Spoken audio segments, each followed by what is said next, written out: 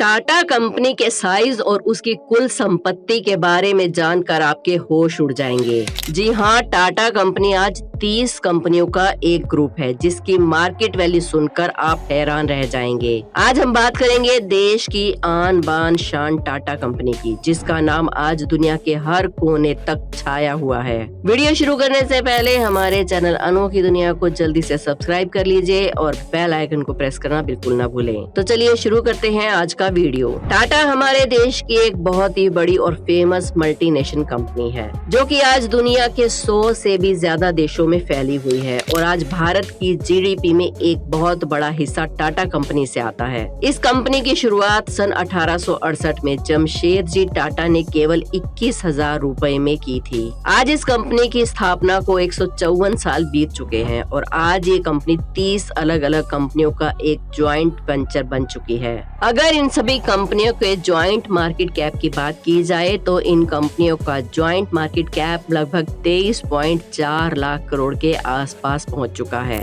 और इस कंपनी में 9 लाख से ज्यादा कर्मचारी काम कर रहे हैं। चलिए बात करते हैं टाटा की सबसे ज्यादा मुनाफा देने वाली कंपनियों के बारे में। अगर हम बात करें मार्केट कैपिटलाइजेशन की तो टाटा की सबसे बड़ी कंपनी है TCS यानी कि टाटा कंसल्टेंसी सर्विस और आज के समय में इसका मार्केट कैप 12 लाख करोड़ के आसपास है। जाहिर सी बात है कि ये एक बड़ी रकम है। ये कंपनी IT सेक्टर की जानी मानी कंपनी है। दुनिया भर में एसेंचर के बाद ये दूसरे नंबर की सबसे बड़ी टेक कंपनी है। इसका कारोबार 46 देशों में फैला हुआ है और इस अकेली कंपनी में 6 लाख से ज्यादा लोग काम करते हैं। पिछले साल TCS की कुल कमाई $5 बिलियन के आसपास थी। ये दुनिया की सबसे बड़ी सूचना तकनीकी और बिजनेस प्रोसेस आउटसोर्सिंग सेवा प्रदान करने वाली कंपनियों में से एक है। TCS आज दुनिया की कई बड़े प्रोजेक्ट्स को हैंडल कर रही है। भारत में भी कई सरकारी और गैर सरकारी प्रोजेक्ट इसके अंडर चल रहे हैं। इनमें से एक है इंडियन पासपोर्ट सिस्टम। आपको याद होगा कि कुछ साल पहले तक पासपोर्ट बनवाना एक टेढ़ी खीर हुआ करता था और कई महीनों तक धक्के खाने के बाद भी पासपोर्ट नहीं बन पाता था, लेकिन बाद में TCS ने इस काम को अपने हाथों में ले लिया और इसके डिजिटलाइजेशन के बाद आज आपको पासपोर्ट के लिए चक्कर नहीं लगाने पड़ते। आप घर पर रहकर ऑनलाइन पासपोर्ट के लिए अप्लाई कर सकते हैं और अब ये प्रोसेस काफी आसान हो गया है। अब बात करते हैं टाटा ग्रुप की दूसरी सबसे बड़ी कंपनी यानी कि टाटा मोटर्स की। आज सड़क पर दौड़ती हुई हर दूसरी गाड़ी आपको टाटा कंपनी की दिखाई देगी। टाटा कंपनी ट्रक से लेकर SUV यानी कि हर तरह की गाड़ी बनाती है। कंपनी की शुरुआत सन 1945 में की गई थी। आज कंपनी 125 से भी ज्यादा देशों में जाना माना नाम बन चुकी है। इस कंपनी में लगभग 80,000 से ज्यादा वर्कर काम करते हैं। टाटा मोटर्स आज $34 बिलियन से ज्यादा की कंपनी है। टाटा मोटर्स ने 2 जून 2008 में फोर्ड से 2 लग्जरी कार ब्रांड्स जैगवार और लैंड रोवर को खरीदकर लग्जरी कार सेगमेंट में अपने कदम और मजबूत कर लिए। साथ ही पूरी दुनिया में भारत का नाम भी रोशन किया। अब बात करते हैं टाटा की दूसरी कंपनियों के बारे में। इन कंपनियों में सबसे पहला नाम आता है टाटा स्टील का। इसे पहले टिस्को के नाम से जाना जाता था यानी कि TISCO। इसकी स्थापना सन 1907 में भारत के पहले लोहा व इस्पात कारखाने के तौर पर जमशेदपुर में हुई थी और इस जगह को आज टाटा सिटी भी कहा जाता है। ये कंपनी काफी किफायती दामों पर स्टील का निर्माण करती है और उसे कई देशों में सप्लाई भी करती है। जनवरी 2007 का महीना टाटा ग्रुप के लिए काफी खास था क्योंकि इस साल टाटा स्टील ने यूनाइटेड किंगडम में स्थित कोरस समूह कोरस ग्रुप की सफल बोली लगाकर उसे हासिल किया। कोरस ग्रुप दुनिया की सबसे बड़ी लोहा व इस्पात कंपनी है। टाटा की एक और बड़ी कंपनी है टाइटन। जी हाँ, ये वही कंपनी है जिसकी घड़ियां आज भी शादी में दूल्हा दुल्हन को दिए जाने वाला पहला गिफ्ट होती हैं। ये कंपनी आज घड़ियों के साथ चश्मे और कई दूसरे प्रोडक्ट भी बना रही है और इस समय टाटा की सबसे ज्यादा मुनाफा कमाने वाली कंपनियों में से दूसरे नंबर पर है। अब बात करते हैं टाटा कंज्यूमर प्रोडक्ट्स की। इस कंपनी के अंतर्गत टाटा कई प्रोडक्ट्स बनाती है जिसमें कुछ हैं टाटा नमक,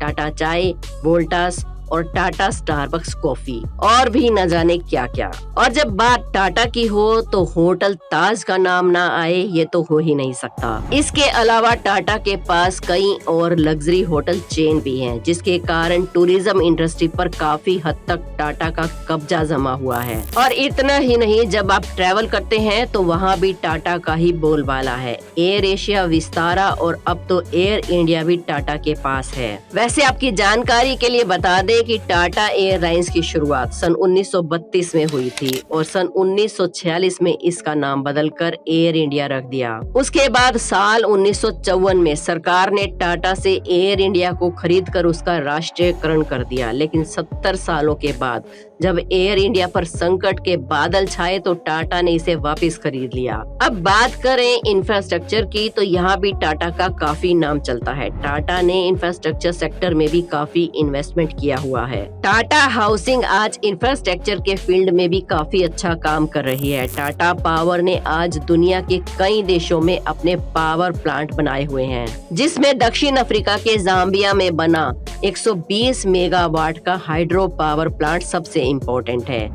यहाँ टाटा ने न केवल पावर प्लांट ही बनाया है बल्कि 237 किलोमीटर लंबी ट्रांसमिशन लाइन भी बिछाई है, जिससे इस देश के 10 लाख से भी ज्यादा लोगों को बिजली मिल पाती है। इसके साथ ही अब टाटा को ये लगा कि अब आने वाला वक्त ऑनलाइन मार्केट का होगा, तो उन्होंने बिग बास्केट और 1mg को एक्वायर कर लिया ताकि वो कहीं इस सेक्टर में पीछे न रह जाएं। इसके साथ ही टाटा ने अपनी नई ऐप टाटा नियो को भी लॉन्च कर दिया है, जिससे टाटा की सभी सर्विसेज आपको एक ही प्लेटफॉर्म पर मिल सकती हैं। अगर बात टाटा के बारे में हो रही है और टाटा इलेक्ट्रॉनिक व्हीकल के बारे में बात न की जाए तो बात पूरी हो ही नहीं सकती। ये एक ऐसा फील्ड है जहाँ टाटा ने पूरी तरह से कब्जा किया हुआ है।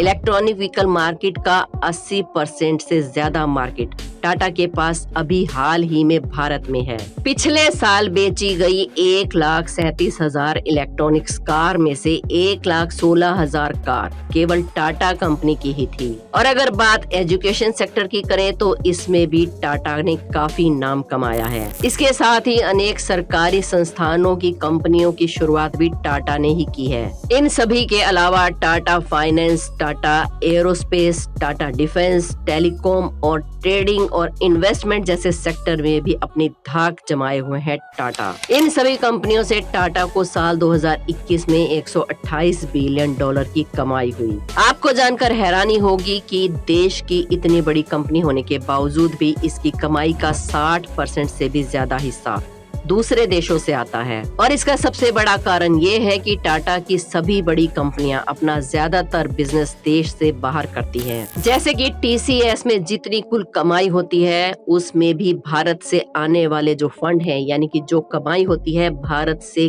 केवल 5 से 6% होती है।